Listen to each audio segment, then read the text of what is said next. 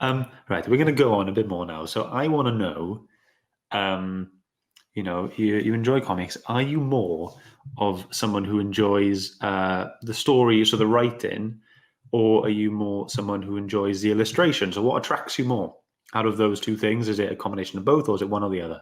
So I love good storytelling. That's been a driving force throughout a lot of my comic collecting. The story has to be good. That being said, if the artwork's bad, if I open up that book and I don't like the artwork, I ain't reading that story. It could be the best story in the world, but if I can't agree with the artwork, that's me done. So what kind of artwork turns you off then? It's really hard to say. Like I'm a really big fan of like the again going back to Spider-Man because that's kind of what I know and love. I'm a Okay. really big fan of like the old school stuff. So Steve Ditko's artwork or John Romita Sr. It's very comic book like. I don't Yeah. really I can't really describe it any other way. Like it looks more animated as opposed to the realism. Like, don't get me wrong, some of these like realism artworks are absolutely stunning. Like you see some of these comic covers and like they're so realistic, almost like photograph like. Yeah. And they are beautiful, don't get me wrong, but I want my comic books to look like comic books. Yeah, I understand. I totally get that. I think there's a line, isn't there, like between being a comic book and then turning into like fine art. Yeah. You know what I mean? And and that And and that gets to the point where people just want to not read them and frame them and stuff. And then, yeah, but you want comic books to not look. You don't want them to look that precious, and you actually want to feel like, no, it's okay to open this and read this. Yeah, yeah, no, absolutely. And it kind of brings you on to the whole thing of like variants. yeah, If someone's doing a variant cover, that artwork is nothing to do with what's inside the book. no, So, and again, it comes to like if you're only buying it for the cover, especially with the Virgin covers where it's like no writing or anything like that, I would rather just print out the picture and put it in a picture frame. yeah. I get you. I get that. I think I've only got one Virgin cover, um, and that was from issue one of Seven Secrets, Mm. and it was the secret spoiler variant. So it came, and it had like a cardboard cover over it with like a Yep. picture on it, and he So you slid that can up. see what was in there. Yeah, and he slid that up, and he was like, I didn't have a clue what was going to be there. Yeah. Slid it up, and I was like, oh wow, this is great. And yeah, Don't get me wrong, I've got some Virgin covers as well. Like I'm not completely against them. yeah, It's just for me personally, I would rather. So if they're going to release the same book with the same cover and you can buy a trade dress or you can buy a Virgin, I'll buy yeah. the trade dress. Purely based on Just because the fact that they're I want it to look like a comic book. Like okay. I like that it's got the price tag on it. I like that it's got the title. Yeah, I like that it is a comic book or a magazine type sort of format. okay. Like I say, if it was just a plain picture, I would rather just have that printed and put in a frame. Yeah, no, I get that. And you'll probably save yourself about like 50, 60 plus Save an absolute pounds. fortune. Yeah. Like all you're doing is spending a little bit on printer ink, and that's fine. Yeah. Right? You just got to find yourself a decent grade of paper, and you're all right. Yeah. Okay. Okay. So and then so what is it then? Is it story or is it illustration? So for me, a large part of it is the artwork. I love just being able to look at a comic book. There's actually been a couple of comic books throughout the years. One of the more famous ones being a GI Joe comic book, where there was never any writing in it whatsoever. Wow. It's called. It's referred to as like the silent issue. Um, Okay. and so it's literally Just just one? all artwork, and you can just turn page by page, and there's not a single bit of dialogue or wording in that book. And is that good at telling the story? Does it tell the story well, I despite think so. not being any words? I mean, I'm a big believer in that comic books are probably the best form of media, like just in general for entertainment. You've obviously got books and novels and stuff like that, but they are Yeah. just written word, and you've got to use all your imagination.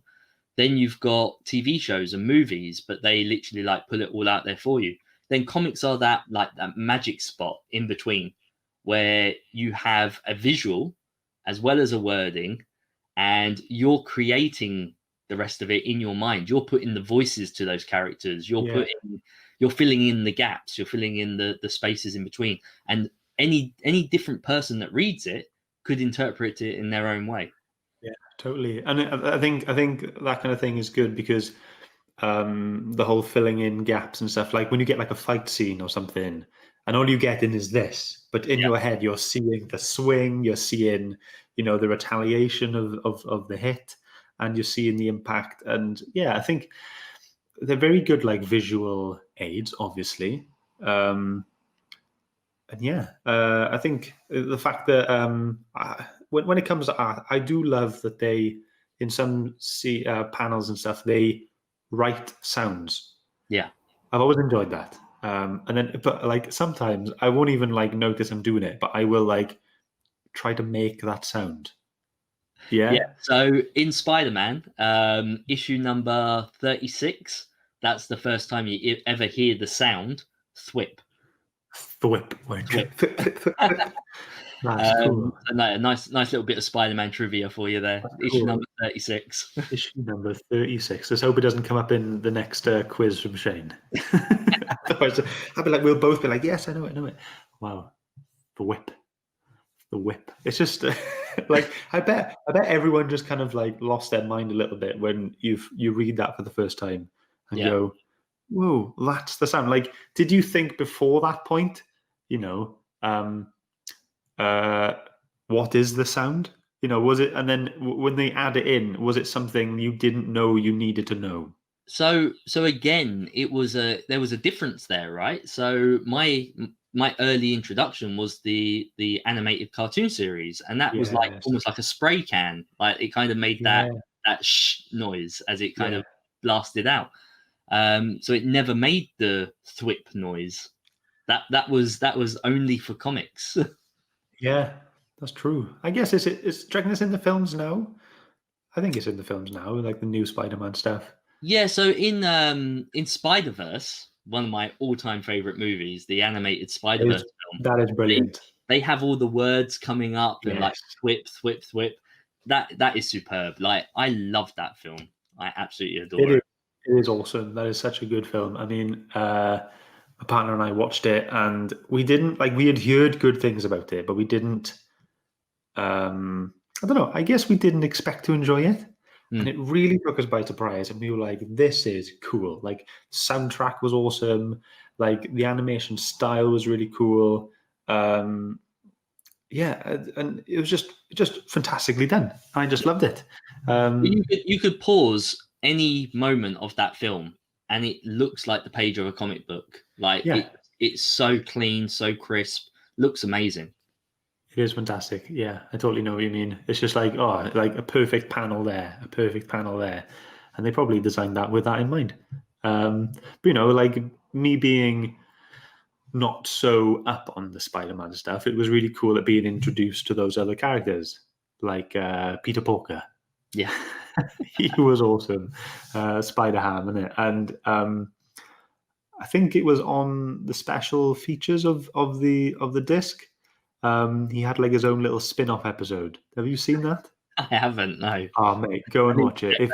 If you've got the disc, go in the special features. I won't spoil anything for you, but it's a good laugh. It's like 5-10 minutes long, but it's just fun. And tell me about the Japanese girl with the spider robot. Oh yeah, Penny Parker. Yeah. Yeah, is that in the book somewhere as well? That's a real character, yeah. What? So I do have a video of that coming out shortly. Okay. Because I've been buying the Marvel Legends figures, and so I've got Penny Parker and the SPDR robot, and so I was going to do a little background to it because she is a very minor character, really. I think she's only appeared in like maybe 2 to 4 issues in total, like outside of like maybe her own series. But yeah, she's not a huge character, and so in my upcoming video, I will do a comparison between the comic book version and what we see in the Spider-Verse movie. Great. Well, send that to me. I'll be interested in that. That sounds quite good.